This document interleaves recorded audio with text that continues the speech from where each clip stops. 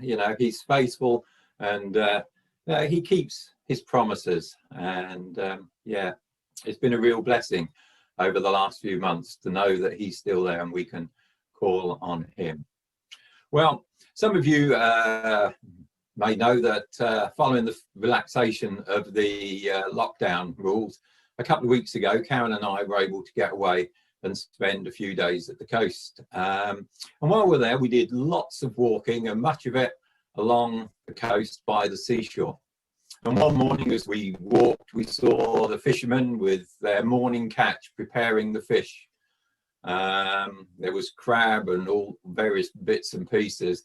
Must admit, we didn't quite do breakfast on the beach, but we did get some bits of pieces for later on to eat. Well, I must be doing an Anthony where he says, well, why on earth am I saying all this to you this morning? Well, my mind thought about what would it have been like to walk by the Sea of Galilee when Jesus was alive, and the events that took there along by the sea. Well, I must admit, my first thought would be, well, it was certainly a lot warmer.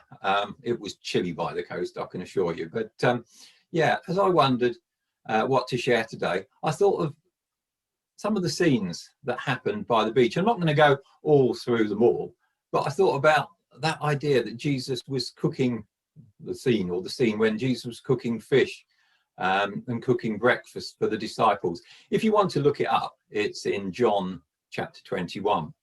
If you remember, the event had happened after Easter. Jesus had died and had risen. He'd met with the disciples and the women. But the disciples were still wondering what they should do. And so they'd gone back to their old trade of fishing. But on this occasion, they hadn't got on very well. And after a disappointing night of fishing, they hadn't got anything. They see this man on the beach. Do you have any fish? He asks. And they had to respond that they'd got none. But the stranger calls out, try the other side. They didn't recognize Jesus at that point. You know, and you think these were experienced fishermen. They'd been out all night. They hadn't caught anything. And yet this man calls out, just try the other side. They followed the simple instructions. And what came was a miraculous catch of fish.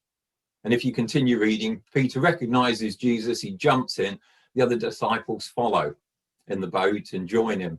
And when they get there to the seashore, they find Jesus with a fire with fish on it already prepared. Even though they caught loads of fish, Jesus had enough already. Provision was there. He was already cooking the fish and got breakfast ready. But he was testing to see if they could obey something that he said to them. And by them following, something amazing happened. I wonder, when we're at work or at home or just doing the mundane things, are we open to God speaking to us? It might not be anything major, just a prompt to pick up the phone and call someone, send a text message or something like that. I would say pop in and call and see someone, but with lockdown, we're not able to go and see someone. Or maybe someone just comes to mind and we need to pray for them. How do we react? Do we do it? Or do we just get on, because we're busy, just carry on with what we're doing? We don't always have to understand why we have to do it or know what the outcome will be. Instead, we just need to follow what Jesus tells us to do and know with confidence that he will sort that situation out, or there's a reason for it.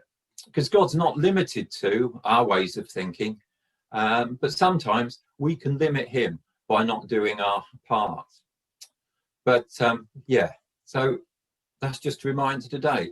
What's he asking us to do, and do we do it, even though it might be something simple? So should we just pray? Dear God, in our waiting, in our praying, in our being, by our actions and our words, by our choices and decisions, may we make your love known. Give us a heart of discernment to know when you are speaking instructions to us, and give us the strength and courage to follow through with that advice, even when it's hard. Fill us with peace in knowing that even if we take a wrong turn, your purpose will prevail. Amen. Before we come to a time of prayer, we're going to sing one further song, Water You Changed into Wine.